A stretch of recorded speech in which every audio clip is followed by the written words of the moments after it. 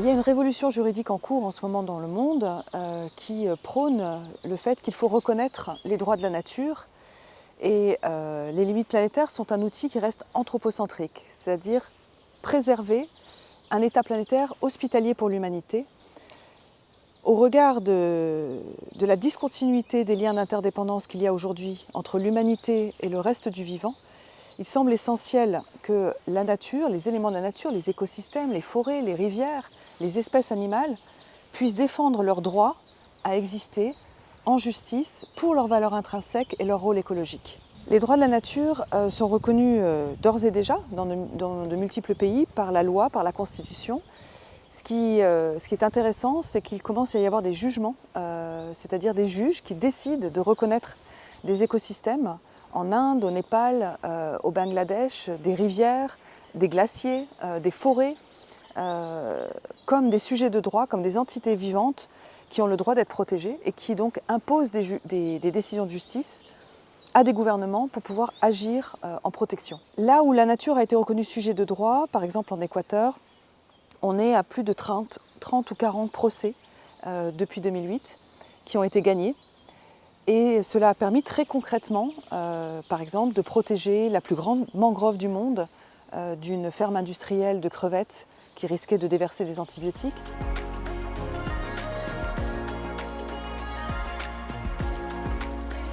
À l'image des limites planétaires, nous prônons dans le mouvement mondial des droits de la nature que les droits de la nature soient inscrits dans les constitutions. C'est le cas en Équateur déjà depuis 2008. Parfois les droits de la nature sont reconnus dans la loi, c'est le cas en Bolivie, c'est le cas au Panama, c'est en train d'être discuté au Chili. Ce n'est pas un hasard, c'est parce que ce sont des sociétés multiethniques, multiculturelles, où il y a un pourcentage de peuples autochtones, de peuples premiers qui vivent encore là, et qui pour eux, il est une évidence que la nature a des droits. Ces droits sont même, je dirais, inaliénables et nous préexistent puisque la nature était là avant l'humain sur Terre. Ils ont effectivement proposé que les droits de la nature soient reconnus parce qu'ils savent que la protection de leur lieu de vie, de leur territoire, ne passe que par la protection des éléments naturels qui les entourent. Une dernière façon de faire qui émerge en Europe parce qu'on est finalement le dernier continent à reconnaître les droits de la nature ou à y croire, si je puis dire, c'est des actions citoyennes. Ce sont des citoyens ou parfois même des élus, mais des élus activistes, qui décident en fait de protéger un écosystème dans lequel ils vivent et qui écrivent en fait les droits de ces écosystèmes. Et il existe donc plusieurs exemples, même en France, dont on ne parle pas beaucoup, mais où ça a pu et ça a permis d'engager des municipalités, des assemblées, par exemple en Corse. Les citoyens corses, près d'Aléria, ont reconnu les droits du fleuve Tavignano, qui est menacé par un projet d'enfouissement de déchets amiantaires et ménagers. Ils ont écrit cette déclaration avec l'aide de Notre Affaire à tous, sur la base d'un texte international qui est une déclaration universelle des droits de la nature qui a été proposée dès 2010. Et aujourd'hui, l'Assemblée territoriale de Corse a reconnu les droits du fleuve Tavignano, une vingtaine de municipalités et la ville de Bastia. Donc on voit que les citoyens sont capables de pousser les politiques à s'engager dans cette révolution juridique qui permet de reconnaître nos liens d'interdépendance et, entre la bonne santé des écosystèmes et la bonne santé des communautés humaines.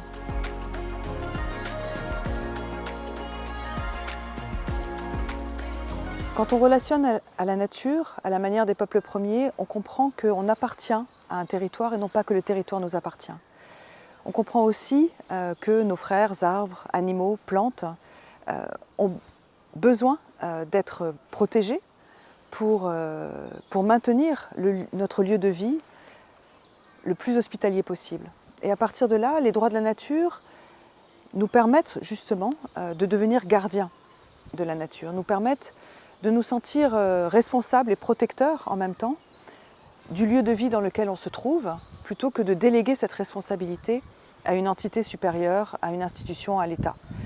Et c'est ainsi en fait que les citoyens s'engagent dans les droits de la nature parce qu'à un moment donné, ils prennent conscience de l'importance de protéger leur milieu de vie pour protéger leurs droits fondamentaux, protéger le droit des communautés naturelles à exister, à perdurer, à se régénérer.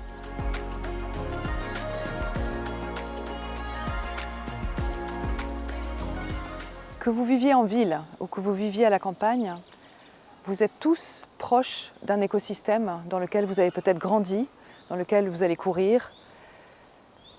Posez-vous la question, est-ce que ce lieu est en danger? Est-ce qu'il ne mériterait pas de pouvoir être protégé?